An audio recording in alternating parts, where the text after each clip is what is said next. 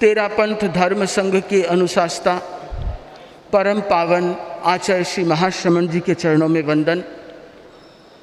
राष्ट्रीय स्वयंसेवक संघ के सरसंघ चालक श्री मोहन राव जी भागवत जी, साध्वी प्रमुखा श्री जी, मुख्य नियोजिका जी, साध्वी वरिया जी, मुख्य मुनि जी, साधु साध्वी वृंद, आज राष्ट्रीय स्वयंसेवक संघ के सरसंघ चालक भागवत जी का यहाँ पे आगमन हुआ है प्रतिवर्ष की तरह, और पिछले 11 वर्षों से लगभग इनके साथ हर चर्चा में, आगमन के कार्यक्रम में मुझे साथ रहने का मौका मिला है। और मैंने पाया कि तेरापंथ धर्म संघ और राष्ट्रीय स्वयंसेवक संघ, इन दोनों की अनुशासन पद्धति में काफ़ी समानता है। दोनों के विचारों में अपनी अपनी जगह काफ़ी समानता है। जिस प्रकार तेरापंथ धर्म संघ में एक आचार्य का अनुशासन होता है, उसी प्रकार राष्ट्रीय स्वयंसेवक संघ में एक सरसंघ चालक के नेतृत्व में पूरा संघ गतिमान रहता है। और साधारण भाषा में हम अपने धर्म संघ को संघ ही कहते हैं, और राष्ट्रीय स्वयंसेवक संघ में भी इसे शॉर्ट रूप में संघ ही कहा जाता है। जिस प्रकार साधु साध्वियों में लेख पत्र का प्रतिदिन उच्चारण होता है, उसी प्रकार राष्ट्रीय स्वयंसेवक संघ के प्रचारक के लिए भी एक प्रतिज्ञा पत्र निर्धारित है जिसका वे प्रतिदिन उच्चारण करते हैं। जिस प्रकार साधु साध्वियाँ घर बार छोड़ करके केवल धर्म संघ की सेवा में संलग्न हो जाते हैं और आचार्य प्रवर के निर्देशानुसार जहाँ चतुर्मास विहार की आज्ञा हो वहाँ रहते हैं, उसी प्रकार राष्ट्रीय स्वयंसेवक संघ के प्रचारक भी अपने घर से रिश्ता छोड़ करके राष्ट्रीय स्वयंसेवक संघ के प्रति समर्पित हो जाते हैं और राष्ट्र सेवा में इन्हें जहां नियोजित किया जाता है वहां जाते हैं। एक नहीं, अनेकों साम्यताएं इन वर्षों की चर्चा के दौरान जानने समझने को मिली। आचार्य प्रवर जब नागपुर पधारे थे, उस समय में भागवत जी ने आचार्य श्री को एक पुस्तक दी थी, कार्यकर्ता नाम से, जो ठेंगड़ी जी की लिखी हुई थी। उसको पढ़ते हुए ऐसा लग रहा था कि जैसे कोई तेरापंथ के कार्यकर्ताओं को प्रशिक्षण दिया जा रहा हो। वैसा ही कुछ अनुभव राष्ट्रीय स्वयंसेवक संघ वालों को होता है जब आचार्य श्री साधु साध्वियों को मर्यादावली, हाजिरी वाचन या अनुशासन के विषय में बताते हैं। तो इतनी समानताएं एक दूसरे की पद्धति के साथ होना अपने आप में विलक्षण है। आज साधु साध्वियों के मध्य ये संगोष्ठी का आयोजन किया गया है, जिसका उद्देश्य है कि साधु साध्वियों के साथ दोनों महापुरुषों की या शिखर पुरुषों की चर्चा हो। तो आप दोनों को वैसे कुछ बोलना नहीं है, बोलना पूछना तो हम साधु साध्वियों को है, आपको तो उसका मार्गदर्शन देना है। अब क्या पूछा जाएगा ये तो साधु साध्वियाँ जानती हैं। वो संगठन के विषय में, अनुशासन के विषय में कोई भी जिज्ञासा हो तो प्रस्तुत कर सकते हैं। सर्वप्रथम मैं कार्यक्रम के मंगलाचरण के लिए 1 या 2 पद्य के साथ निवेदन करना चाहूँगा मुनिश्री दिनेश कुमार जी स्वामी।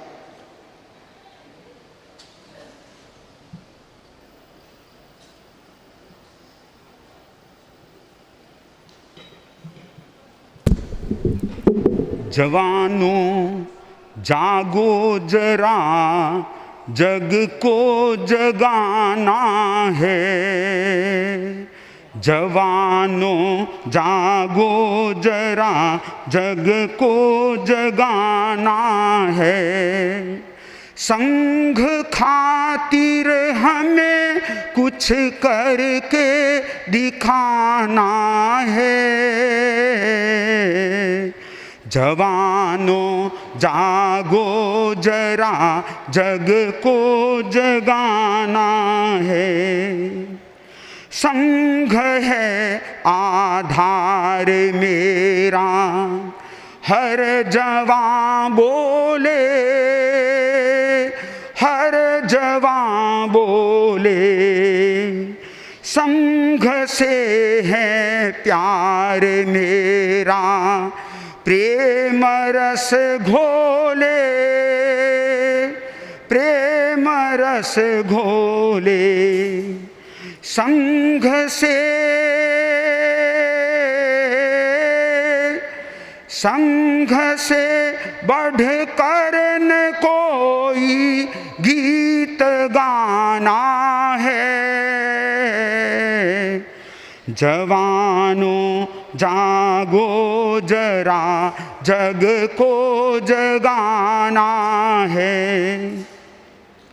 संघ से पहचान मेरी संघ का उपकार,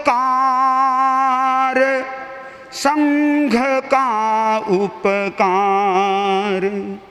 संघ से ही शान मेरी हृदय का श्रृंगार, हृदय का श्रृंगार। संघ सेवा, संघ सेवा के लिए खुद को लगाना है। जवानों जागो जरा जग को जगाना है। संघ खातिर हमें कुछ करके दिखाना है। जवानों जागो जरा जग को जगाना। गीत में भी, बोलों में भी, विचारों में भी समानता है। मेरा विनम्र निवेदन, आग्रह प्रश्नोत्तर के क्रम को प्रारंभ करने के लिए सर्वप्रथम मुनि विश्रुत कुमार जी। बनते अभी मुनि श्री कुमार सुमन जी ने जैसा कहा था कि दोनों संघ में काफ़ी समानता है। मैंने यह देखा, कई वर्षों से देख रहा हूँ, केवल संघ में ही समानता नहीं है, दोनों संघ प्रमुखों में भी काफ़ी समानता है। और उसमें भी नाम की समानता भी है। मोहन मोहन, दोनों का नाम मोहन ही है। और उसके साथ साथ बहुत सारी व्यक्तित्व को देखता हूँ या कर्तृत्व को देखता हूँ तो भी काफ़ी समानताएं नज़र आती है। उसमें एक समानता यह है कि दोनों एक विशाल संघ का नेतृत्व कर रहे हैं और दोनों इतने व्यस्त रहते हैं, उसके बाद भी दोनों के मुख पर सतत प्रसन्नता रहती है। यह कैसे हो सकता है, मैं दोनों महापुरुषों से जानना चाहता हूँ।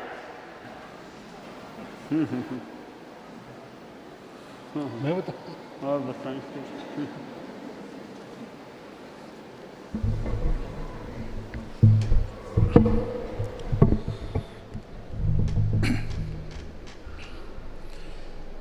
जब प्रेम ही जोड़ने का काम है तो अप्रसन्नता कहाँ से आएगी भाई? दो बातों से अप्रसन्नता आती है कुछ भी करने जाए। एक तो फल के साथ आसक्ति रही तो फिर काम हुआ कि नहीं हुआ, इससे आदमी प्रसन्न या अप्रसन्न होता है। काम होगा कि नहीं होगा, इसकी चिंता में तनावग्रस्त हो जाता है तो चेहरा भी तनावग्रस्त रहता है। लेकिन अगर ये हमने समझ लिया कि हर अच्छा काम, हर सच्चा काम, इसका यश पक्का है, आज ना कल वो कार्य यशस्वी होना ही है। मेरे करने से नहीं होगा तो और किसी के करने से होगा। इसलिए कार्य होगा कि नहीं इस चिंता को छोड़कर कार्य में मेरे प्रयास निर्दोष लगे, इसकी चिंता अगर हम करते हैं तो अपने प्रयासों को अधिक अच्छा करते जाना, अधिक अच्छा करते जाना, ये बात हमारे हाथ की रहती है। मान लीजिए इस बार मैंने प्रयास किया और नहीं ठीक से हुआ तो फिर कर सकता हूँ, पिछली भूलें सुधार कर उसको अधिक अच्छा कर सकता हूँ। वो तनाव का कोई कारण नहीं है।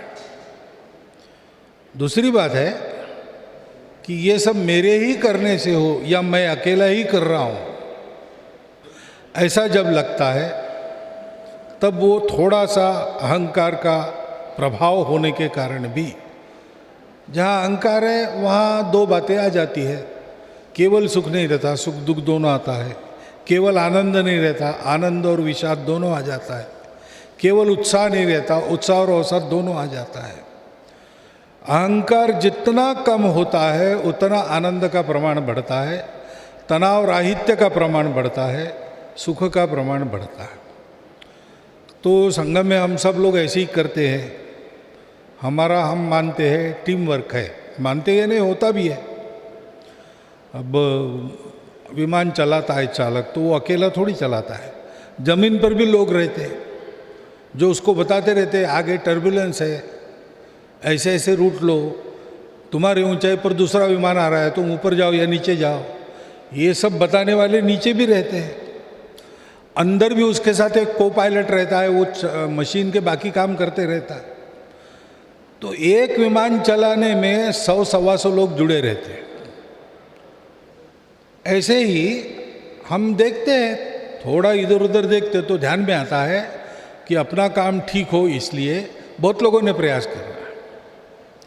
अब यहाँ अगर समय पर आना है तो जहाँ मैं रुका हूँ उन लोगों को मुझे अगर चाय देनी है तो समय पर देनी पड़ेगी। उन लोगों ने अपना काम समय पर किया, इसलिए मैं समय पर आ गया।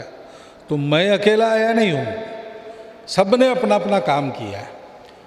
तो इसलिए ये काम मेरे करने से होता है ऐसा नहीं है, और मेरे करने से होना चाहिए ये आग्रह भी बेकार है। तो फिर काम नहीं हुआ, लोग हंसेंगे तो भी मुझे पता है ये हुआ या नहीं हुआ, मैं अकेला जिम्मेवार नहीं हूँ, इसलिए मुझे विषाद करने का कारण नहीं है। मेरी कीर्ति अपकीर्ति का प्रश्न नहीं है, संघ का काम कर रहा हूँ। ऐसी अनेक बातें हैं। मैं मेरा को कम करना और कार्य उत्कृष्ट करने पर अपना ध्यान लगाना, उत्कृष्टता में कमी रह गई तो सुधार कर फिर करना। ऐसा जब करते हैं, कीर्ति अपकीर्ति यश अपयश पर ध्यान नहीं रहता, उसका हिसाब रहता है। काम सफल करने के लिए ही योजना बनाते हैं, लेकिन योजना ठीक करने पर ध्यान रहता है। सफलता असफलता अपने हाथ की बात नहीं। ऐसा मानकर जब चलते हैं तो कोई तनाव नहीं आता, कोई अप्रसन्नता नहीं होती। और अगर मन में तनाव और अप्रसन्नता नहीं है तो बाकी प्रसन्नता और तनाव राहित्य ही रहता है, वो चेहरे पर आता है। ऐसा सभी का होता होगा, ऐसा मैं मानता हूँ। तनाव की बात ऑन करना कि एक तो आदमी कम बोलता है, जो ज़्यादा बोलता है कुछ अनपेक्षित बोल देता है। ज़्यादा बोलने के कारण से कई बार ऐसी बात मुंह से निकल जाती है, फिर उसका पश्चाताप या तनाव हो सकता है। आदमी जो कम बोलता है वो कुछ तनाव से बचा रह सकता है। दूसरी बात है कि आदमी बात करे, चिंतन करे, आवेश नहीं करना चाहिए, गुस्सा नहीं करना चाहिए। तो जो व्यवहार में, बातचीत में कोई सामने वाला कुछ भी बोले करे, हम अगर गुस्सा नहीं करेंगे, शांति, वो कुछ भी बोले शांति से सुनते रहो, फिर जो करना हो वो शांति से कह दो। तो जो आदमी कम बोलता है और गुस्सा नहीं करता, वो आदमी काफ़ी तनाव से मुक्त रह सकता है। साथ में जैसा अभी आपने कहा महोदय ने कि यह चिंता नहीं, अपना कर्तव्य हम काम कर लें, असफलता असफलता हमारा काम पुरुषार्थ करना है। गीता में भी एक वो है, कर्मण्येवाधिकारस्ते मां फलेषु कदाचन। पुरुषार्थ करना मेरा काम है, फिर सफलता मिले न मिले मेरा कोई दोष नहीं, मेरा काम तो पुरुषार्थ है। सफलता मिल ही जाए ये मेरे हाथ की बात नहीं है। तो जो मिले उसमें समता रखो। हमारे जैन धर्म का जो सूत्र है, लाभा लाभे सुवे दुखे समो, समता रखो। तो समता का अभ्यास है, फिर तनाव से काफ़ी मुक्ति रह सकती है। फिर भी हम इंसान हैं, कभी तनाव आ भी जाए तो तरीके से उस तनाव को मैनेज करके दूर करने का प्रयास भी, तो श्वास प्रेक्षा आदि आदि से चिंतन को ठीक करके तनाव मुक्ति का प्रयास कर लेना चाहिए, तो हम तनाव मुक्त रह सकते हैं। मुनि मनन कुमार जी।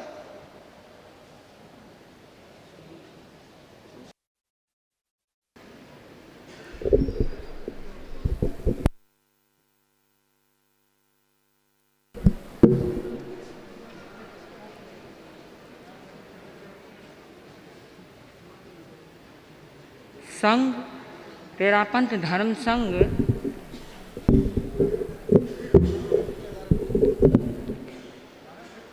और आरएसएस संघ दोनों ही कार्यकर्ताओं को तैयार करते हैं और ऐसे लोगों को तैयार करते हैं जो उनमें कार्य क्षमता बढ़ाता है। तो ऐसा क्या क्या किया जाना चाहिए जिससे कार्य क्षमता और तीव्र हो?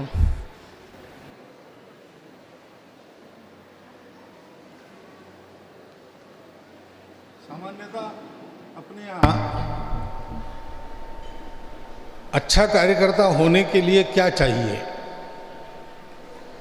तो हमारे यहाँ गीता का एक श्लोक बहुत चलता है, मुक्त संगो अनहमवादी धृति उत्साह समन्विता सिद्ध सिद्ध्योर निर्विकारः कर्ता सात्विक उच्यते। तो ये सात्विक कार्यकर्ता मुक्त संग चाहिए, यानी उसकी एक विशिष्ट कार्यक्रम में, कार्यक्षेत्र में, कार्यकर्ताओं में रुचि नहीं है। जब तक उनमें है तब तक ऐसा उन सबको लगता है कि ये अपना ही है, लेकिन वो उनके लिए अपना नहीं है, वो कार्य के माध्यम से अपना है।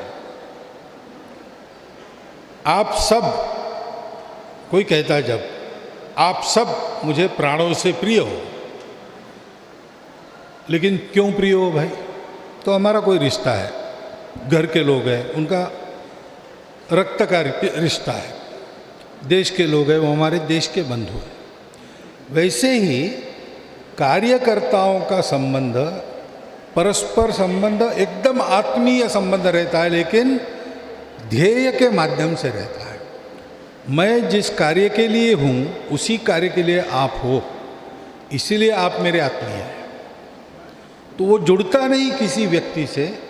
ये जो कार्यक्रम है, ये कार्यक्रम मुझे इसलिए करना है, मेरे रुचि का काम है इसलिए नहीं, कार्य के लिए वो उपकारक है इसलिए मुझे करना है। रुचि नहीं तो रुचि पैदा करनी है, कला नहीं तो कला सीखनी है। ऐसा जो काम करता है वो करता जब है तब वैसा करता है कि उसी का माहिर है, परंतु तब तक जब तक कार्य के लिए उपयोगी है। जिस दिन होगा कि अब तुम्हारा ये काम नहीं दूसरा है, उसको छोड़ दिया, दूसरी जगह चला गया, ऐसा बनना पड़ता है। तीसरी बात, जो अनहमवादी, मैंने कहा कि अपने करने से हो रहा है ऐसा नहीं है। कार्य का अपना सामर्थ्य हो, सत्य कार्य इसलिए वो होना ही है। करने वाले बहुत हैं और इसलिए जो मैं कर रहा हूँ वो मेरा कर्तव्य कर रहा हूँ। कार्य मेरे कारण नहीं हो रहा है, वो कार्य हो ऐसे जो ईश्वर मानते हो कहते ईश्वर की इच्छा है, जो नहीं मानते हो कहते बिल्कुल स्वाभाविक प्राकृतिक है इसलिए होना है। तो मेरी बहादुरी इतनी है कि मैं अपना प्रयास करता हूँ। अनहमवादी होता है, मैं नहीं तू ही प्रवृत्ति वाला होता है, इसलिए वो काम तो करता है, आगे मैं जाऊँ ये आग्रह नहीं रहता उसका। और कोई जिम्मेवारी आने वाली या कोई उत्तरदायित्व लेना पड़ेगा, अब ये ऐसा हो गया, कौन जिम्मेवार है, तो वो सामने आता मैं हूँ। श्रेय लेने के लिए सबको आगे करता है और भार लेने के लिए स्वयं आगे जाता है। ऐसा कार्यकर्ता, उसकी नज़र ही अलग होती। वो लौकिक यश अपयश से डरता नहीं, स्वयं की नामी बदनामी से डरता नहीं। जो कार्य के लिए उपयुक्त है वही करता है। इसलिए उसको पता है कि कब उत्साह दिखाकर आगे बढ़ना, कब चुपचाप चुप रहना। अभी ये समझ जाने दो, अपने को कार्य को सफल करना है तो लोग कहेंगे उत्तर तो नहीं दे पा रहा, लोग कहेंगे अरे भाग गया, लोग जो कहेंगे कहेंगे, मेरे बारे में कहेंगे। कार्य के लिए क्या आवश्यक है? अफजल खान नाम के सरदार शिवाजी महाराज पर चढ़कर आया, तो शिवाजी महाराज को मैदान में लड़ना संभव ही नहीं था, बल ही नहीं था उनका। तो वो पर्वतों में जाकर छुप गए, प्रतापगढ़ पर जाकर बैठ गए। अफजल खान ने उनके राज्य में इतनी तबाही मचाई तो लोग बदनामी कर रहे हैं, कहाँ गया शिवाजी, बड़ा स्वराज्य की बातें करता था, अब तो डर के भाग गया। इनके वृत्ति में कोई विचलन नहीं आया। और उसको तो मैदान में नहीं जाकर लड़ना है, उसको लाना है यहाँ पे। इसलिए और अफवाहें उन्होंने फैलाई कि शिवाजी डर गया, अब तो सामने आने के लिए भी डरता है। कहीं से अगर अफजल खान कह दे कि चलो मैं आके तुमको ले जाता हूँ बीजापुर, तो मान जाएगा। और अफजल खान को उन पर्वतों के जंजाल में बुलाया अपने अहंकार में, क्योंकि वो अपनी नामी बदनामी का शौकीन था, इसलिए वो फंस गया। नहीं तो ये चाल उसके ध्यान में आनी चाहिए थी, वो अनुभवी सेनापति था, लेकिन अहंकार के चलते फंस गया। ऐसा धृति उत्साह समन्विता ऐसा कार्यकर्ता चाहिए। तो शिवाजी महाराज को पता था अभी लड़ने में फायदा नहीं है, काम सफल करना है तो बाद में लड़ना है, बाकी परवाह उन्होंने नहीं की। और इतना करने के बाद भी जैसे महाराज जी ने कहा, सिद्धि असिद्धि अपने हाथ की बात नहीं है। हर एक कार्य का एक समय होता है, तब उसकी सिद्धि होती है। जब तक वो समय आता नहीं, प्रयास आपको निरंतर करने पड़ते। वो छोड़ देंगे तो होगा नहीं, वो समय कभी आएगा नहीं। आने तक आपको निरंतर कार्य करना पड़ता है, तब उसकी सिद्धि होती है। तो इसलिए सिद्धि असिद्धि ये अलग बात है, जब भाग्य होगा तब मिलेगी, लेकिन प्रयास ये जिसका रहता है, ऐसा कार्यकर्ता हम बनाते हैं। ऐसा बनाने के लिए हम सब ऐसा रहते हैं, तो फिर वो हमारे सानिध्य में हमको देख के सीखता है बहुत सी बातें। हम उसमें कार्य के प्रति भक्ति उत्पन्न करते, कार्य की वैचारिक और व्यावहारिक समझदारी उत्पन्न करते, वो इस दृष्टि से कर्तृत्व करने वाला हो जाए, ऐसा उसके कर्तृत्व गुण हम निखारते हैं। उसमें नेतृत्व गुण आवश्यक रहता है संगठन के काम में, अंदर से नेतृत्व करना, अपने उदाहरण से नेतृत्व करना, भाषण दे के नहीं, वो हम करते हैं। और इसके लिए आवश्यक व्यक्तित्व की चमक जितनी है, ऊपर की चमक एक अर्थ है, अंग्रेजी पर्सनैलिटी का वो अर्थ है, लेकिन अपनी भाषाओं में व्यक्तित्व यानी अंदर जो है, जो आत्मा कहते हैं, शुद्धता कहते हैं, अंदर स्वत्व कहते हैं, उसका प्रकट होना, ऐसा उसको बनाने का निरंतर प्रयास छोटे सरल कार्यक्रमों से हम करते हैं, तो कार्यकर्ता ऐसे बनते हैं। दो शब्द हैं, अर्हता निर्माण। एक आदमी को फलदार छायादार आम का पेड़ चाहिए, वो क्या करे कि पहले आम की अर्हता वाले बीज को देखे, वो बीज वैसा है कि नहीं, बीज आम का है उसको बोवो। फिर तो पहली बात है अर्हता देखो, अब बीज वो बो दिया, अब उसकी परवरिश करो, ध्यान रखो, सिंचन दो, सब ध्यान रखो, तो वो कभी फलदार आम का पेड़ बन सकेगा। इसी तरह कार्यकर्ता की बात है, अनेक लोगों में से पहले परखो इस आदमी में अर्हता है क्या कुछ बन सके, अर्हता है उसका चयन कर लो। 100 आदमी तुम्हारे पास हैं, देखने में आ रहे हैं, अब 100 में पहले अनुमान से लगाओ, ध्यान दो, इनमें से किन किन में कुछ बनने की अर्हता है। 100 में से 10, 15, 20 को चुनो, अब उनको इकट्ठा करके उनको नियोजित करो, वो बीज हैं। अब उनको प्रशिक्षण देना, प्रोत्साहन देना, संभालना, उनके सुख दुख में उनको संभालना, सहयोग देना, वो ध्यान दो, तो करते करते वो कार्यकर्ता अच्छे उनमें कई बन सकते हैं। मूल में अर्हता है ही नहीं, उसको क्या तो श्रम करें, उस पर क्या निर्माण। तो पहली बात है अर्हता है या नहीं, यह अनुमान से जानकारी कर लो। अर्हता लगे तो फिर उन पर श्रम करो, सिंचन दो, प्रशिक्षण दो, तो उनमें से कई अच्छे कार्यकर्ता निकल सकते हैं। मुनि मुकुल कुमार जी, उसके बाद मुनि श्री उदित कुमार जी स्वामी।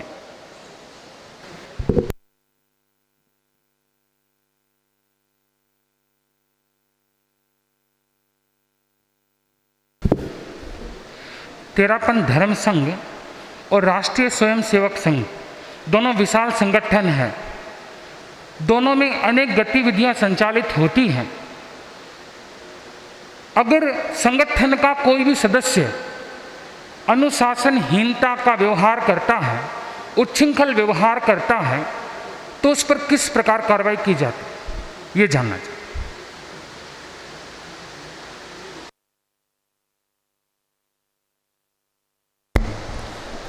संघ में ऐसा है, संपूर्ण समाज को संगठित करना,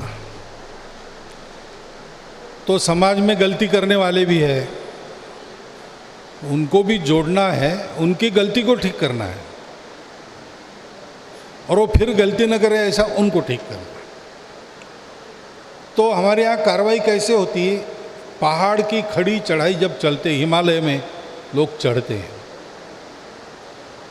तो एक दूसरे को रस्सी से बांध कर जाते हैं।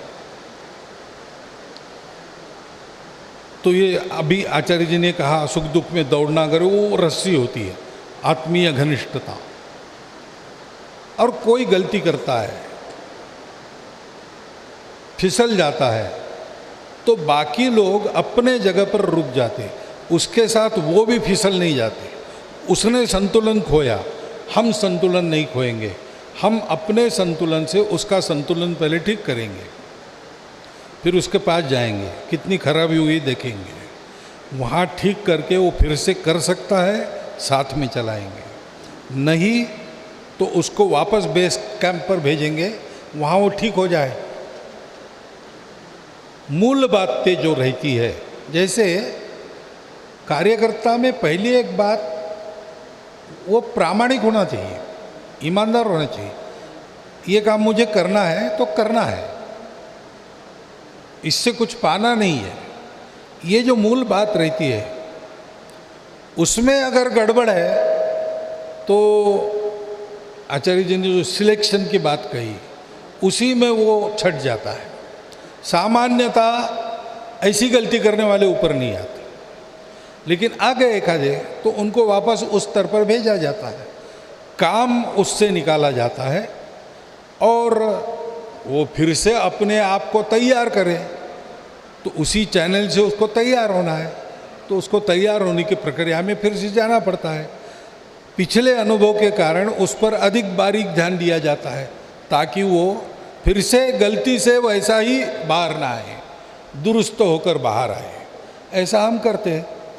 एकाध बार ऐसा आज तक संघ के 96 साल के इतिहास में एकाध बार ऐसा हुआ होगा कि किसी के बारे में हमने ऐसा किया कि नहीं भाई, इनको कहीं जगह नहीं, जगह नहीं है ने कार्य का दायित्व लेकर काम करने की जगह नहीं।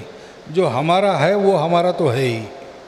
वो अब घर का एकाधा लड़का खूब गड़बड़ निकलता है, जेल में जाता है, कुछ करता है, परिवार बदनाम भी होता है, फिर भी उस परिवार का वो लड़का ये सत्य तो मिटा नहीं सकते, वो बात हो गई तो वो रहेगी, और उसका जो कुछ बोझ परिवार को झेलना पड़ेगा।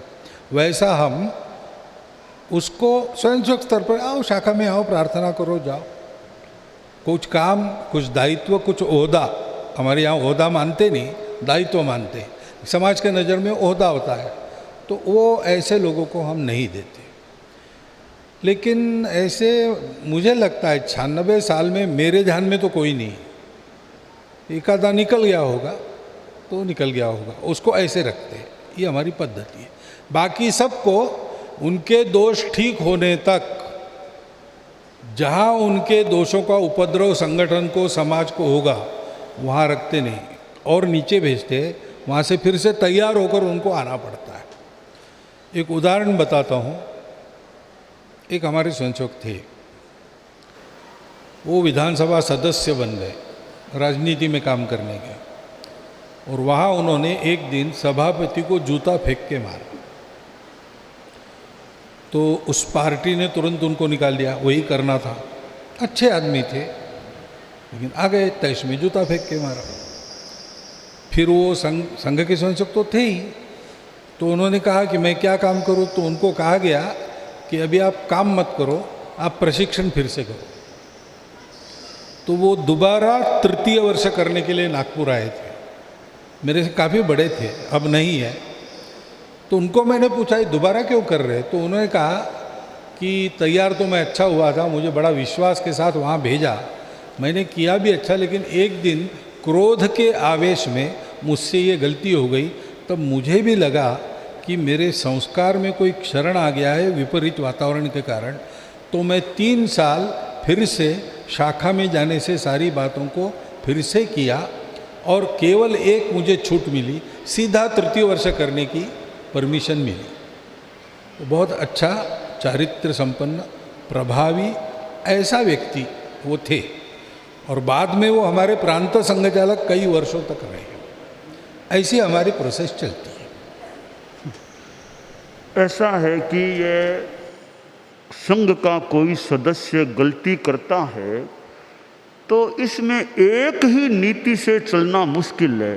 परिस्थिति, द्रव्य, क्षेत्र, काल, भाव देख करके कोई निर्णय लेना पड़ सकता है। जैसे उदाहरण के लिए कि एक हमारा संघ में साधु है, मान लो साधु अभी सहवर्ती है, साधु है, पर उसने कुछ छोटी मोटी कोई गलती हो गई उससे, तो गलती हो गई है तो थोड़ा उसको मान लो कह भी दिया गया, उलाना दिया, कुछ प्रायश्चित दिया हो गया कि ठीक है, अब वो गलती की बात हमने पूरी कर दी, उलाना दे दिया, दंड दे दिया, कर दिया। अब जिस वो ग्रुप में है वहाँ वो सेठ भी उसको वो रखना भी नहीं चाहते हैं, तो कि और तो गलती की उसका प्रतिकार कर दिया और इसमें योग्यता ठीक है, तो ऐसे व्यक्ति को थोड़ा समय बीतने के बाद ग्रुप का मुखिया बना करके भी काम में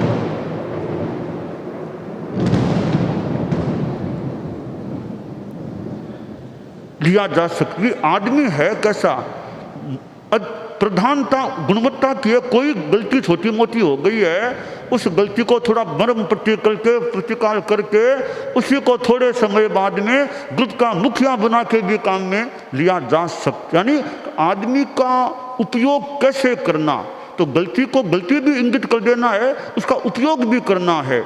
तो ऐसे कई बिंदु हैं कि कौन आदमी किस स्तर का है, उसकी मूल निष्ठा कैसी, संघ निष्ठा कैसी, आचार निष्ठा कैसी, वो मुख्य बातें ठीक है, छोटी मोटी भूल को थोड़ा प्रतिकार करके फिर उसका बढ़िया उपयोग भी किया जा सकता है। उदाहरण के लिए एक बात बताऊं मैं, वो पूरी बात फिट बैठे फिर भी उदाहरण है। हमारे धर्म संघ में एक मुनि जी थे, तो वे किसी रूप में थोड़ा संघ के प्रति एक विरोध का सा भी उनके कारण से थोड़ा सा वातावरण उनके ओर से मान लो हुआ था, परंतु बाद में मौका आया, उन्होंने बड़ी संघ निष्ठा की अभिव्यक्ति की, तो उनको गुरुदेव तुलसी ने शासन स्तंभ का सम्मान दे दिया। तो ऐसे कई परिस्थितियां देख कर निर्णय लेना पड़ सकता। प्रकृति की तरह है, कहीं बादल की गर्जन के साथ, कहीं तर्जन के साथ और कहीं वर्षण के साथ, कहीं सारना है, कहीं वारणा है, तभी एक संगठन चलता है। मेरा निवेदन मुनि श्री उदित कुमार जी स्वामी, उसके बाद मुनि नमन कुमार जी।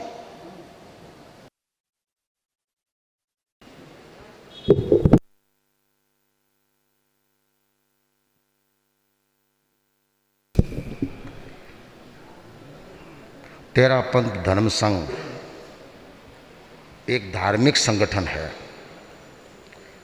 और जैसा कि मुझे ज्ञात है, राष्ट्रीय स्वयंसेवक संघ एक सांस्कृतिक संगठन है। यह एक धर्म समुदाय है, यह एक पंजीकृत संगठन है। धर्म समुदाय के प्रमुख धर्मगुरु के रूप में और आप उसके प्रमुख के रूप में अपनी सेवाएं दे रहे हैं। जैसा कि मुझे जानकारी है, आप राष्ट्रीय स्वयंसेवक संघ के एक पूजनीय के रूप में सबके सामने है। तो मैं ये जानना चाहता हूँ कि राष्ट्रीय स्वयंसेवक संघ में आपकी संवैधानिक भूमिका क्या है। पहली बात, संवैधानिक भूमिका क्या है।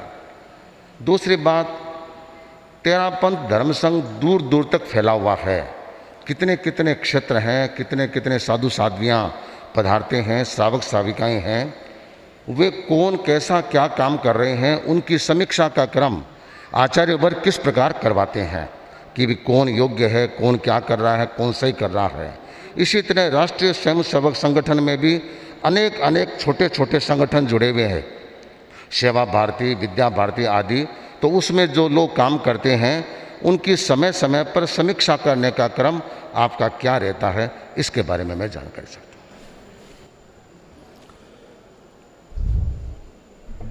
तो संघ में सरसंघ चालक का स्थान ये श्रद्धा का स्थान होता है।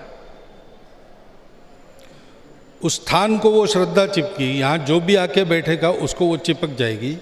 वो अगर उतर गया तो जो उसके जगह बैठेगा उसको चिपक जाएगी। श्रद्धा व्यक्ति के प्रति नहीं है, स्नान के प्रति है। और इसलिए इस स्थान का चुनाव नहीं होता। बाकी लोगों का चुनाव, हमारे अखिल भारतीय एग्जीक्यूटिव ऑफिसर जिसको कहेंगे, सरकार्यवाह है, हर 3 साल में उनका चुनाव होता है। सभी प्रांतों के, क्षेत्रों के, विभागों के, जिलों के संघ चालकों का 3 साल में चुनाव होता है। लेकिन सरसंघ चालक जो आज है वो अपना उत्तराधिकारी सरसंघ चालक के नाते घोषित, यानी उत्तराधिकारी मन में रहता है, जो घोषित करना जब है सरसंघ चालक, तब वही घोषित करता है। अर्थात वो 10 लोगों के मत भी लेता है, 100 लोगों के मत भी लेता है, लेकिन वो उसका अधिकार है किसको बनाना। और इसलिए सरसंघ चालक के हाथ में हमारी पद्धति के अनुसार आज्ञा देकर काम करवाने का अधिकार नहीं है। श्रद्धा ऐसी है कि सरसंघ चालक ने कहा तो फिर चाहे जो हो वो करना ही है, वो हो ही जाएगा। लेकिन सरसंघ चालक को बताया है कि तुम फ्रेंड, गाइड एंड फिलोसोफर हो, चीफ एग्जीक्यूटिव ऑफिसर सरकार्यवाह है। तो मैं स्वयं सेवकों का मित्र, मार्गदर्शक और तत्वज्ञ हूँ। मैं यानी मैं नहीं हूँ, इस कुर्सी में मैं बैठा हूँ तब तक मैं हूँ। तो मेरी संवैधानिक स्थिति, क्या कहेंगे आप इसको, कि दांत और नाखून नहीं है ऐसा शेर, ऐसी है। करना मैं किसी को निकाल नहीं सकता, नियुक्त नहीं कर सकता। लेकिन इस पद का मान ऐसा है कि मैंने अगर कहा कि ये नहीं तो नहीं, फिर कोई विचार नहीं करेगा। इसलिए मुझे बहुत संभाल कर बोलना पड़ता है। मैं वही बोलता हूँ जो सब स्वयंसेवकों के मन में है। सबके मन में जो नहीं है वो मैं नहीं बोलता हूँ। कुछ बात है अच्छी है, लेकिन अभी सबके गले उतरी नहीं, तो पहले मैं उसको सबके गले उतारता हूँ, बाद में उसको बोलता हूँ। तो ये मेरी स्थिति संघ में है। और संघ के स्वयंसेवक अनेक संगठन चलाते हैं, उनका अपना कारोबार स्वतंत्र, अलग, स्वायत्त, और धीरे धीरे वो स्वावलंबी हो जाते तो निर्भर भी नहीं रहते। परंतु वो संघ के स्वयंसेवक है, इस नाते उन संगठनों की देखभाल करने वाले अधिकारी हमारे यहाँ पर अखिल भारतीय स्तर के निश्चित है। प्रांत स्तर भी प्रांत के संगठन की देखभाल करने वाले निश्चित है। तो उस टीम का उनके साथ साल में 2-3 बार बैठना हो जाता है, हालचाल कुशल पूछना हो जाता है। उस संगठन में आचरण ठीक रहे, इसलिए जो पद्धतियाँ उन्होंने बनाई वो ठीक पालन हो रही कि नहीं, इस पर संघ का व्यक्ति ध्यान देता है। वहाँ पर कुछ विचार की दृष्टि से और कोई आयाम है जो जुड़ सकता है, उसको सुझाना, वो जुड़ता है देखना, ये संघ का अधिकारी करता है। व्यक्तियों की संभाल वहाँ के स्वयंसेवक के नाते संघ की जिम्मे भी रहती है। लेकिन संगठन में क्या करना, क्या नहीं करना, कब करना, उसका निर्णय वही करते हैं। वहाँ फिर से फ्रेंड, गाइड एंड फिलोसोफर, इस दृष्टि से संघ का अधिकारी वहाँ काम करता है। अभी की रचना में सरसंघ चालक की तरफ ये सब नहीं रहता है, क्योंकि सरसंघ चालक ये सभी स्वयंसेवकों के लिए फ्रेंड, गाइड एंड फिलोसोफर है। तो उन संगठनों में भी सरसंघ चालक को ऐसे ही माना जाता है जैसे संघ में मानते हैं। तो ये स्थितियाँ हमारे संघ में, हमारी रचना में है। हमारे धर्म संघ में जो, जैसा मुनिश्री ने संभवतः का, समीक्षा कैसे, किस आधार पर की जाती है, दूर दराज साधु साधियाँ होते हैं, तो समीक्षा की भी कभी न भी हो सके, ऐसे हमारे ऐसे कुछ सूत्र हाथ में हो सकते हैं। इतने श्रावक लोग हैं, वो यदा कदा आते हैं। आजकल तो फ़ोन आदि से भी बात, यानी जो ईमेल आदि से भी कि कहाँ क्या, तो हमारे श्रावकों से या कभी अन्य साधु भी हम गए थे, उधर वे संत हैं, उनकी स्थिति यह है, ऐसे कई रिपोर्ट भी आ सकती है। तो ऐसे इतने लोगों का वो संपर्क होता है, तो कईयों की स्थिति कि जो लोग आते रहते हैं तो उनसे भी जानकारियाँ प्राप्त हो सकती है। और कहीं कहीं फिर अपने हिसाब से समीक्षा नहीं भी कर सकें, अपने हिसाब से और कोई गलती की बात आई नहीं है, अपने हिसाब से उनके बारे में निर्णय करके भी उनको जो भी करने का निर्देश भी दिया जा सकता है।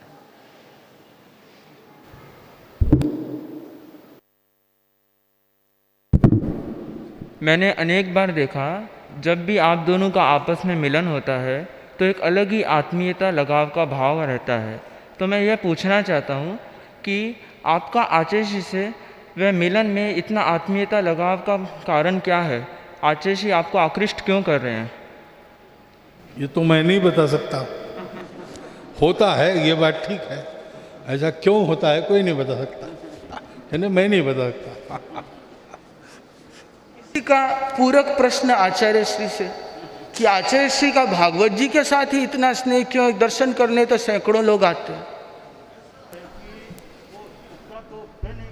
मुश्किल है, पर कई बार क्या होता है, एक तो है कि कोई पिछले जन्म का किसी से पुराना संस्कार हो सकता है, किसी आदमी से। हमारे सिद्धांत में भी आता है कि पुराना कोई प्रीति का संस्कार है तो उसको देखते ही मन में अच्छा लगता है, आ गए। तो पूर्व जन्मों के संस्कार भी कई बार काम कर सकते हैं। दूसरी बात है, लगे भी कि ये अच्छे काम करने वाले लोग हैं, हमारे विचारों में भी साम्य है, बहुत अच्छे आदमी हैं, ज्ञानी ऐसे हैं, तो उनकी विशेषताओं को देखने से भी एक भाव जाग सकता है। तीसरे में भी पुराने हमारे परंपरा के संबंध हैं, उन संबंधों के आधार से भी कुछ प्रीति का भाव रह सकता है। ऐसे कई बातें हो सकती हैं। मेरा विनम्र निवेदन साध्वीवर्या संबुद्ध यशा जी से अपने प्रश्न के लिए। हाँ, ऊपर से तुम ऊपर से बोल देना, बोले ऊपर से।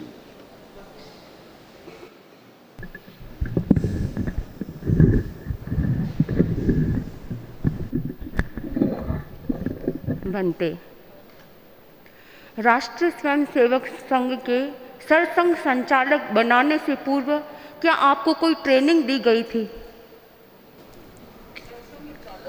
बनने से पूर्व कोई आपको ट्रेनिंग दी गई थी? नहीं, हमारा कार्य ही हमारा ट्रेनिंग है, क्योंकि हमारे कार्य में हम जो करते हैं हमारे ऊपर के अधिकारी दिखते हैं, नीचे स्तर से ऊपर तक। तो कैसा कर रहा है उसमें से उसकी प्रकृति, उसकी संस्कृति, ये सब ध्यान में आता है। मनुष्य को देखते हैं तो मनुष्य की प्रवृत्ति ध्यान में आती है, उसकी कला ध्यान में आती है, उसकी क्षमता ध्यान में आती है, सारी बातें ध्यान में आती हैं। और इसको देखने वाले सैकड़ों लोग रहते हैं। अखिल भारतीय स्तर पर कोई आया तो अखिल भारत में उसका प्रवास रहता है। सभी अखिल भारतीय अधिकारी पूरे भारत में प्रवास करते, वो परिचित रहते हैं। उनकी स्वभाव की छोटी छोटी बातें पथ्य परहेज से लेकर बहुत लोगों को जानकारी रहती है। उसमें से एक सहमति सबकी ऐसे ही बनती चली जाती है कि ये ऐसे है, इस लायक है, इतने ऊंचे हैं। तो जब नियुक्तियाँ किसी जगह पर होती, सरसंघ चालक भी, अब सुदर्शन जी ने मुझे बताया इसलिए मुझे पता है। उन्होंने मुझे कहा कि मैं तुमको बनाने वाला हूँ, तो मैंने कहा मुझे क्यों बनाते हो? मुझे सरकारी पद इसलिए छोड़ना है कि मुझे लगता है कि बहुत ज़्यादा हो गया। मैं दूसरे हैं तैयार, उनको करेंगे, मैं कोई काम ले लूँगा जो देंगे। तो उन्होंने कहा नहीं, मैंने चर्चा की मेरे बात किसने होना चाहिए। मैंने कम से कम 25 व्यक्तियों को पूछा, अलग अलग संगठनों के, संघ के अलग अलग स्तरों के। उन्होंने तुम्हारा ही नाम बताया तो तुमको होना पड़ेगा। तो इसका मतलब उन्होंने मुझे देखने वाले 25-30 व्यक्तियों से, अलग अलग प्रांतों के, अलग अलग संगठनों के, ये पूछा होगा कि इनका स्वभाव क्या है, ये गाइड फ्रेंड फिलोसोफर बन सकते हैं क्या, सबको जोड़ के रख सकते हैं क्या। और उनको लगा मैं ऐसा हूँ इसलिए मेरा नाम आया। उनको लगा वो सही लगा कि नहीं ये नहीं मैं कह रहा हूँ, तो उनको ऐसा लगा। तो ये आकलन पहले होते रहता है, और ये सारा होते समय हम भी सीखते रहते हैं।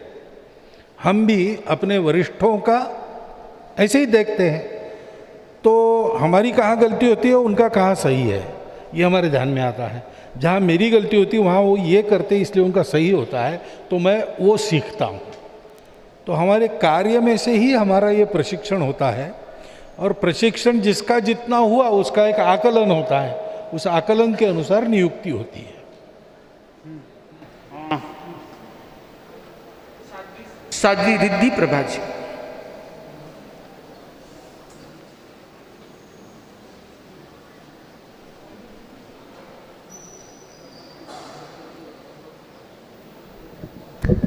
आप दोनों ही महापुरुषों का चिंतन कहूँ, लक्ष्य कहूँ या सपना कहूँ, यही है कि भारतीय संस्कार सुरक्षित रहे, भारतीय संस्कृति सुरक्षित रहे।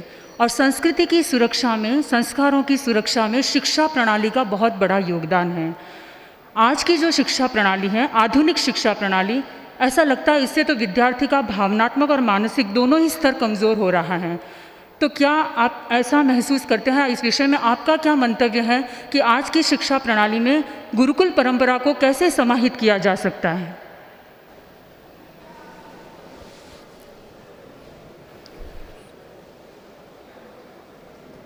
गुरुकुल प्रणाली का एक रूप पहले विद्यमान था,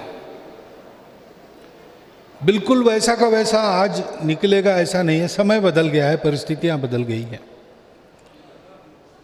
लेकिन मूल में तो गुरुकुल प्रणाली ही शिक्षा देती है।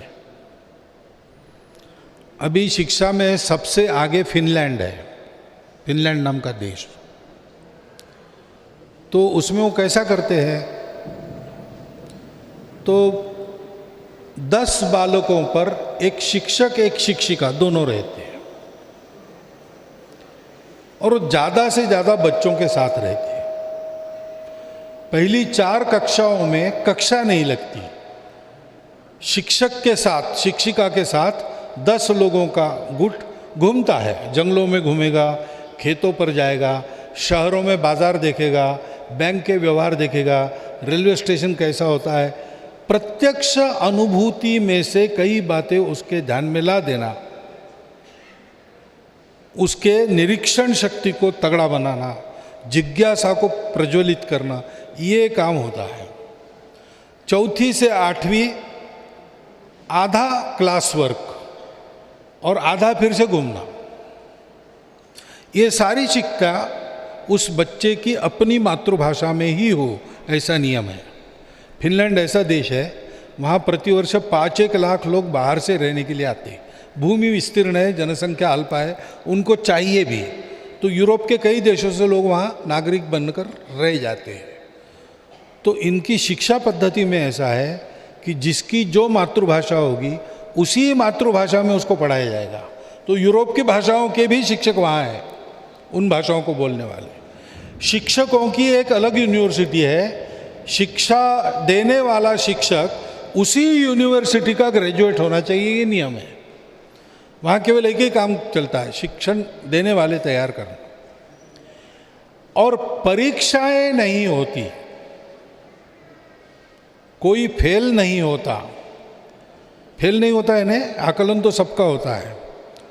और ये अगर ऊपर की कक्षा में जाने लायक नहीं है तो उसको रोकते नहीं है, उसको उस कक्षा में बैठने देते ऊपर वाली, लेकिन उसके साथ और 2 शिक्षक उस एक के लिए जोड़ते हैं, और वो उस ऊपर वाले 1 साल में उसका पिछला 1 साल और वो 1 साल दोनों की पढ़ाई अच्छी करा के उसको बराबरी में लाके फिर आगे भेजते हैं।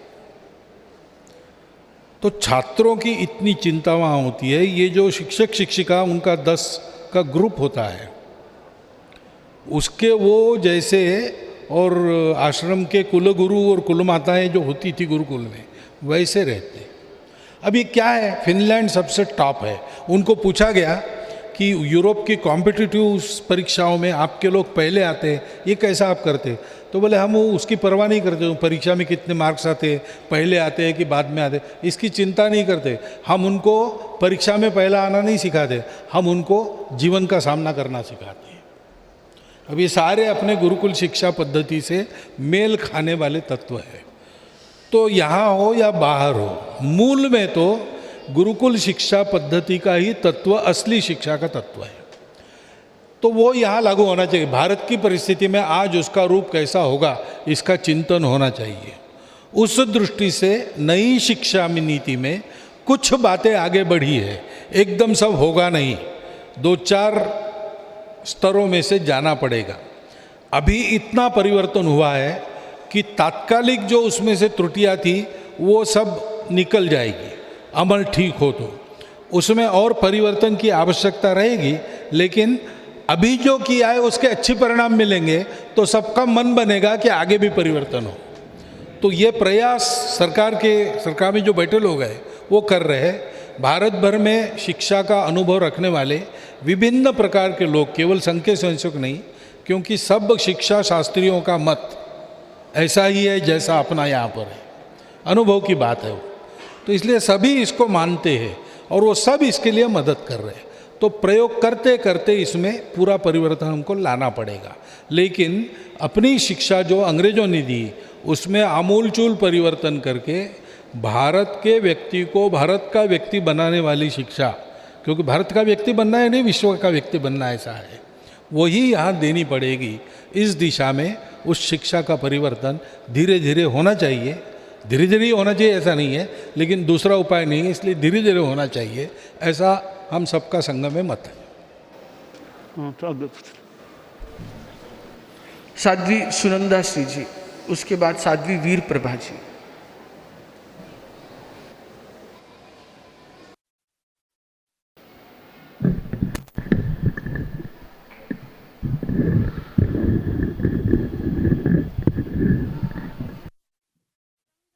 में सर का मतलब क्या है? मस्तिष्क हेड है या SIR सर है? SIR नहीं है, सर यानी शिरो, सरपंच, सरकार, इसमें मतलब वही है, मुख्य, ऊपर वाला, इस अर्थ में वो। तो शिर भी वही है, तो वही मतलब है सरसंघचालक। हिंदी का शब्द है। हाँ, संस्कृत का शिर सर बन गया। हाँ, वो अंग्रेजी वाला नहीं है। अंग्रेजी वाला नहीं, शिरोमणि गुरुद्वारा कमेटी वैसा है। वर्तमान में राष्ट्रीय स्वयंसेवक में कितने सदस्य हैं? हाँ, ये बताना कठिन है हमारे लिए, क्योंकि कोरोना वगैरह जैसी परिस्थिति में एकदम चले जाते हैं कुछ लोग नए बनते हैं। लेकिन अभी हमने सर्वेक्षण किया है कुछ 1-2 साल पहले, तो हमारे स्वयंसेवकों की कुल संख्या 40 लाख के ऊपर और 60 लाख के अंदर है, और उसमें से अभी 10 लाख लोग कुछ काम नहीं करते, यानी समाज का दायित्व लेके काम नहीं करते। बाकी सब लोग समाज के किसी न किसी काम में लगे हैं, संघ की योजना से लगे हैं, अपनी प्रतिभा से लगे हैं, अन्य जैसे तेरा पंथ में भी कई लोग सक्रिय है। ऐसे सब मिलाकर हमारे वो 10 लाख निष्क्रिय और ऐसे 40 लाख के ऊपर है। अच्छा, ये राष्ट्रीय स्वयंसेवक में भर्ती होने की क्या प्रक्रिया है? उम्र के हिसाब से है या कोई उसके लिए पहले से परीक्षा और कुछ देनी? नहीं, कुछ नहीं, आप शाखा में चले आओ, हो गया। जिसको लगता है कि मुझे अच्छा स्वयंसेवक बनना है, शाखा में आए, शाखा में आ गया, वो भर्ती हो गया। कोई अनौपचारिक है, एकदम औपचारिक कुछ नहीं। RSS में महिलाओं की भी कोई भूमिका है क्या? हाँ, महिलाओं की प्रत्यक्ष संघ के कार्यक्रम में भूमिका नहीं है, लेकिन संघ वाले काम कर सकते, उसका कारण उनके घर की माता बहनें ही है, और हम लोग प्रचारक है, तो हमारा भोजन पानी ठीक से होता है, उसका कारण भी वही है।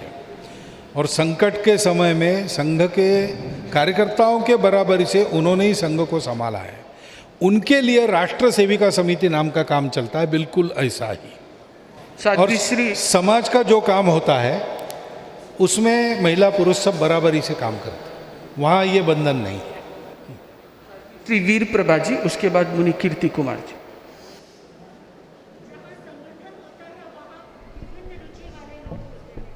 और उन सबको संतुष्ट रखना बहुत चैलेंजिंग जॉब होता है। तो संगठन के सारे सदस्य संतुष्ट रहते हुए अपने कर्तव्य का निर्वाह करें और सेवा में संलग्न रहें, वो कैसे संभव हो सकता है?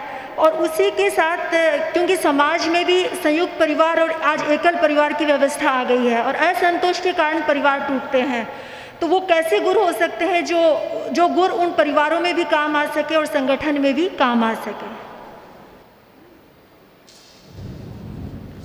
तो संघ में हमारे जैसे घर छोड़ के काम करने वाले 3,500 लोग हैं और संघ चलाने का काम करने वाले 3 लाख और हैं। वो सब गृहस्थ या विद्यार्थी हैं। तो 3 कामों को संभालना है, अपने आप को ठीक रखना है, अपने घर गृहस्थी को ठीक रखना है, अपने समाज को ठीक रखने के लिए संघ का दायित्व निभाना है। तो अपने समय का, कमाई का वो निर्वाह उस प्रकार करते हैं।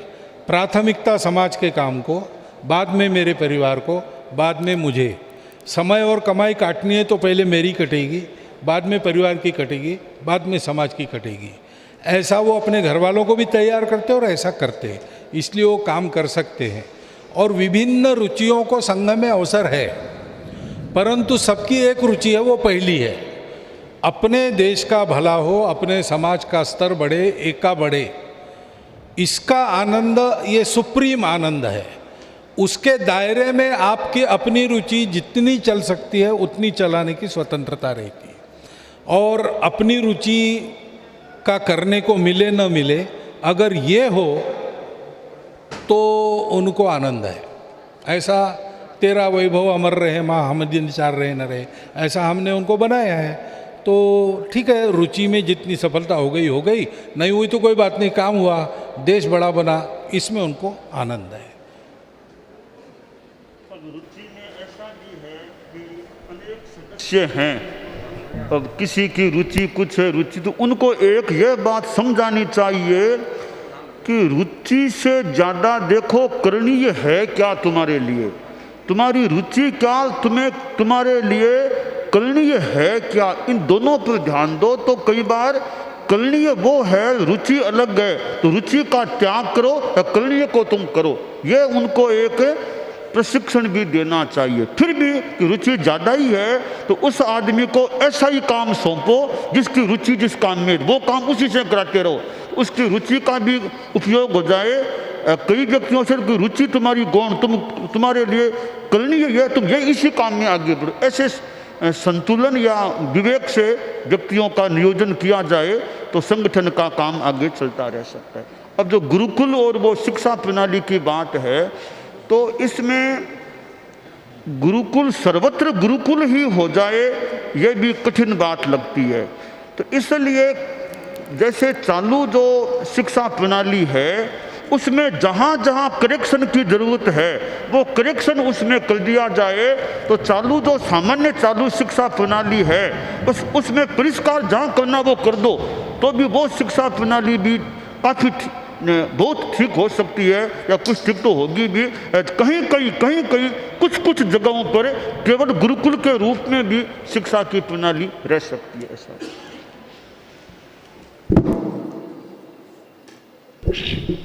तेरापन धर्म संघ एक आध्यात्मिक धर्म संघ है, उसके अपने कुछ सिद्धांत है। वो ऐसा संभव है, राष्ट्रीय स्वयंसेवक संघ के भी अपने कुछ सैद्धांतिक पक्ष होंगे। क्योंकि धार्मिक संगठन होता है तो उसके सामने सारे पक्ष शायद न भी आए, राजनीतिक, सामाजिक आदि अनेक पक्ष न आए, लेकिन राष्ट्रीय स्वयंसेवक संघ ऐसा संघ है जिसके साथ में राष्ट्रीय या सामाजिक या राजनीतिक आदि अनेक प्रसंग बनते हैं, अनेक विषय बनते हैं। क्या इन विषयों में राष्ट्रीय स्वयंसेवक संघ को भी अपनी नीतियों को, सैद्धांतिक नीतियों के साथ कंप्रोमाइज करना पड़ता है?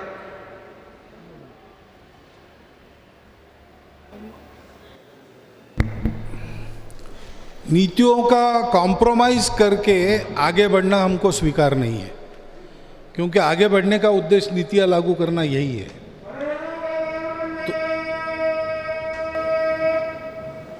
तो नीतियाँ चलती है, ऐसा प्रसंग आया कि नीति की लाभ, हम लाभ को छोड़ देते हैं। इसलिए स्वार्थ के क्षेत्र में काम करने वाले संगठन वो अलग स्वतंत्र स्वायत्ता हमने रखी।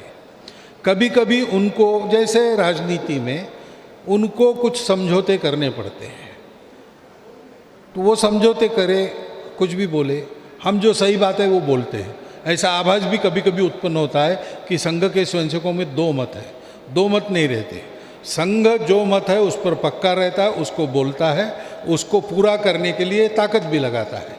बाकी स्वयंसेवकों को चूँकि लोकप्रियता उनकी आवश्यकता है, चुनकर आना वगैरह वगैरह आवश्यकता रहती है, उनको कुछ समझौते करने पड़ते हैं, उसके पीछे संघ नहीं जाता।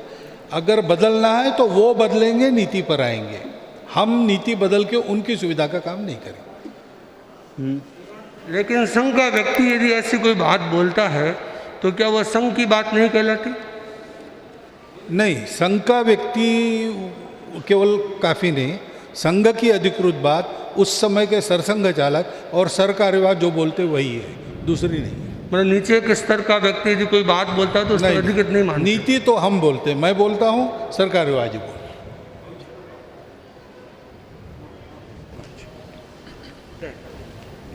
जल्दी बनते पूरे देश भर में तेरापन धर्म संघ की भी संस्थाएं हैं, तेरापन योग परिषद आदि सभी संस्थाएं हैं, राष्ट्रीय सेवक संघ की भी बहुत सारी शाखाएं हैं। तो कैसे सभी तेरापन धर्म संघ की संस्थाओं और राष्ट्रीय सेवक संघ की शाखाओं का कोऑर्डिनेशन बैठ सकता है, विचारों पर, कार्यों पर, कार्यक्रमों पर कैसे एक दूसरे का संयुक्त कोऑर्डिनेशन बैठ सकता है, इस बारे में जानकारी चाहिए। विचारों की चिंता नहीं, वो कोऑर्डिनेशन पहले से है। आध्यात्मिक विचार है, इसका मतलब वो कोऑर्डिनेशन है। कार्यक्रम और कुछ बातें, सेवा वगैरह वगैरह, इसमें कुछ पहल करना, इसका कोऑर्डिनेशन चाहिए, वो स्थानीय स्तर पर होता है। संघ में हमारा नीचे का कार्यकर्ता ये निर्धारक होता है ऊपर क्या होगा, क्योंकि वो ज़मीन पर काम करता है, वहाँ की स्थिति उसको पता है, वहाँ से रास्ता कैसे निकालना वो जानता है। इसलिए उसका मत लेके हम सहमति ऊपर बनाते हैं और नीति के नाते हम उसको बोलते हैं। तो नीचे अगर हमने संपर्क रखा कार्यकर्ताओं से तो ये अपने आप संभव हो जाएगा। वहाँ जो ज़रूरत है वहाँ के कार्यकर्ता कर लेंगे। मैं लगातार आ रहा हूँ तो उसके पीछे एक ये भी उद्देश्य है, जब मैं आता हूँ तब उस प्रांत के, उस स्थान के कार्यकर्ता मेरे साथ आते हैं, तो जिनका परिचय नहीं उनका परिचय हो जाता है, उनके मन में भी आ जाता है कि ये अपना ही कुछ है, तो इसके कारण फिर वो समन्वय बनता है। अब ये कार्यक्रम हो जाने के बाद यहाँ के जो 13 पंथ के कार्यकर्ता है उन्होंने संघ के कार्यकर्ताओं से संपर्क रखना चाहिए, यहाँ के संघ के कार्यकर्ताओं ने 13 पंथ के कार्यकर्ताओं के साथ संपर्क रखना चाहिए। तो ऐसा होने से धीरे धीरे ये नेटवर्क बन जाता है और फिर आसानी से सारे काम होते हैं। विनम्र अनुरोध मुख्य नियोजिका जी से प्रश्न के लिए।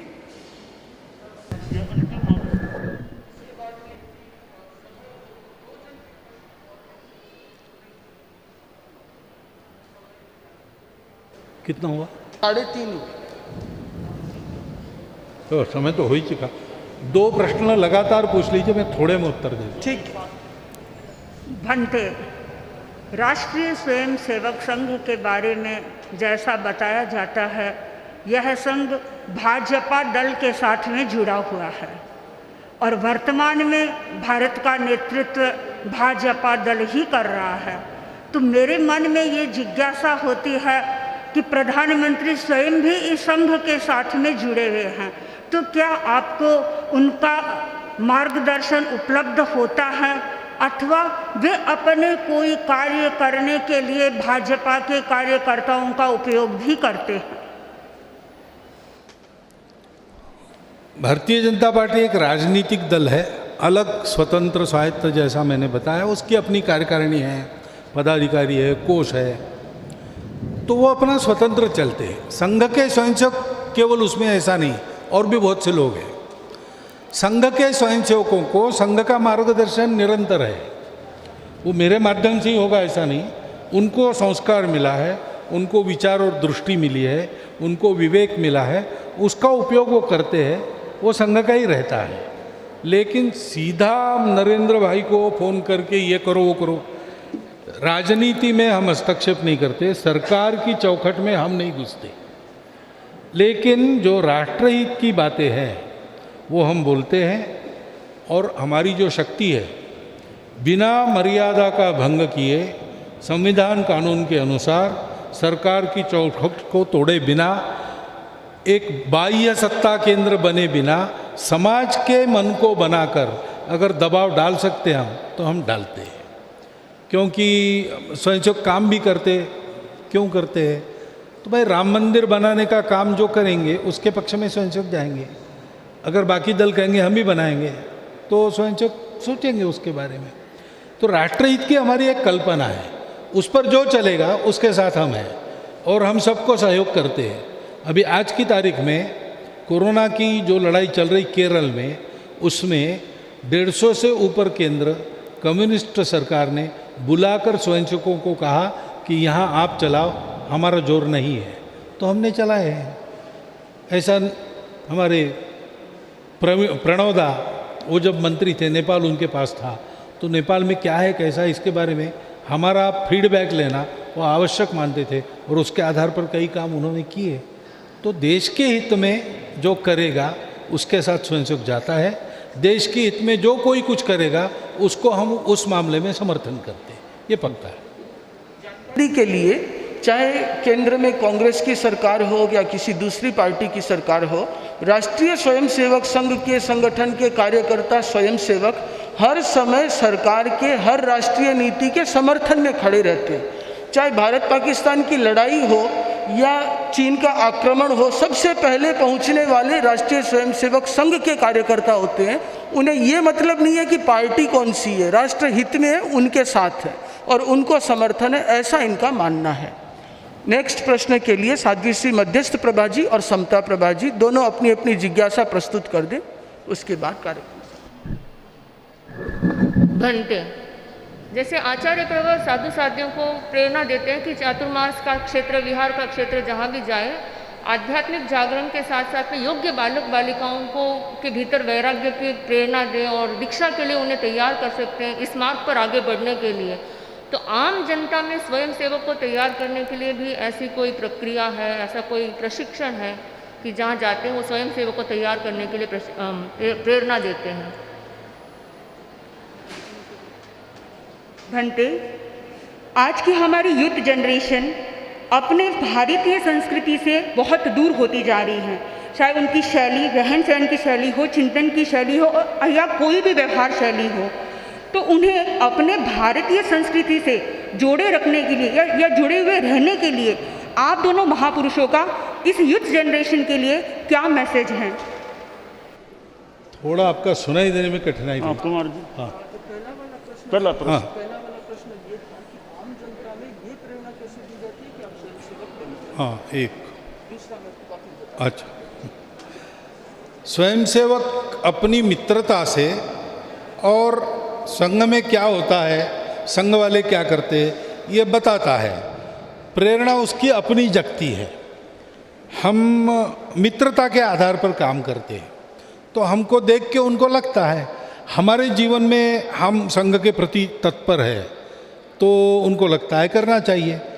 बच्छराज जी व्यास नागपुर में थे, लाडनू वाले, तो क्रिकेट खेलते थे स्कूल में। उनके दो दोस्त थे, बाल देवरस और भाऊ देवरस, यानी बाला साहब और भाऊ देवरस। तो 8वीं के क्लास में 5 बज गए कि वो लोग बैट वगैरह नीचे रखकर चले जाते थे। तो उनको लगा कहाँ जाते हैं, तो शाखा देखी संघ की, उसमें आनंद देखा, तो उन्होंने कहा कि मुझे भी आना है वहाँ। तो उन्होंने कहा ठीक है, हम जैसे छोड़ के चले जाते तुम भी चलो। ऐसा ही होता है, तो एक को देखकर दूसरा जाता है। और दूसरा प्रश्न है कि यूथ है वो भौतिकता की और ज़्यादा बढ़ रही है, तो उसे भारतीय संस्कृति से कैसे जोड़ा जाए? ये तरुणों का भौतिकता से जुड़ना ये ऊपर ऊपर की बात है, उनको दूसरा रास्ता मिल नहीं रहा ऐसा लगता है।